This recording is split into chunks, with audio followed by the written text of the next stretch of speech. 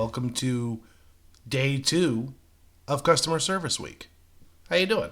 How was your first day?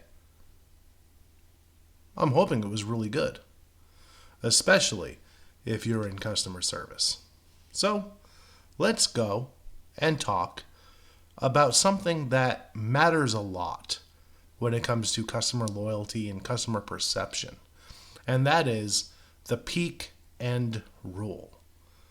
Peak as in mountain peak, and end like the end rule. So, what is the peak end rule? Well, the peak end rule, honestly, is a very simple concept if you think about it. So, human beings don't think logically. Human beings are creatures of emotion and creatures of perception. And so they don't remember experiences in a linear, logical way. They remember the emotions of an experience. They remember how good or bad it made them feel, and they remember how it ended. Period. Okay? So, with this, we can extrapolate. And as long as the peak is high enough and positive enough and it ends on a good note, you can win customers for life. I'm going to give you an example. And that example is Disneyland, right? Pretty popular place, I've heard. A lot of people like going there. Now, if you asked, let's say, just a mom, right? A mom of 2 kids, and you asked her 2 weeks after she went to Disneyland how her trip to Disneyland was, right? That answer is going to be a lot different than if you were asking her every half hour or even hour of her experience, right? You could imagine the asking the every half hour to hour would go something like this. The lines are really long. It is really hot out. My kids seem to be having fun. Oh no, now they're crying. Now they're hungry, and this stale pretzel is $10. Why is this pickle $20? I don't know how much the pickle is. It's an example, right? Or why can't I get seating at this restaurant so I can get my kids some mac and cheese? Because they're hungry. They're not going to eat the stuff, but, you got to do what you got to do. Oh, look at that. Other kids are crying. Oh, I'm packed like sardines trying to get onto this one ride. I've been waiting 2 hours to get on this one ride. Oh, and the ride's over. It's been 30 seconds. At least my kids are having fun. Oh, they're crying again. Right?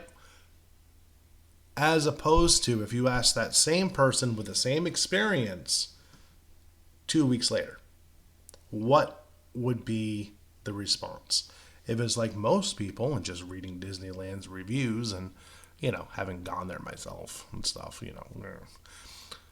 it would be something more akin to, it was a great time. My kids had a lot of fun. The rides were very fun. And that fireworks display at night and the parade, mwah, I will go back. So you see, those 2 reactions of the same event are completely different. And that's what the peak end rule explains. So, if we bring it up here, this way, okay. This is what it looks like, right? For our memories of events, good or bad, what matters most is the peak and the end. Pretty simple stuff, right? Don't have to get into it more than that. So, how do you create a positive peak and a very, very positive end? Well, there's multiple ways, right? And it all depends on who the customer is and how well you get to know this customer. How do you get to know this customer? You talk to them. Seems like a novel concept, right? And then you personalize the experience. You make the experience about them. You don't make the experience about your services or your product. You make the service about them. You make the entire interaction about that customer, and you do it in a non-creepy way, right? Where everything that you do for that customer is for the benefit of that customer. Chances are, and that chance is huge, that you just won a customer for life. If you provide that really high peak and that really, really great end, sky's the limit, right? And that right there, that is how you win customers for life. And once you get customers for life, you don't really need to worry about your bottom line that much, right? If you just keep repeating that, right? If you keep repeating the peak end rule and you make every encounter and interaction with your company about the customer, you're going to win a lot more than you're going to lose customers.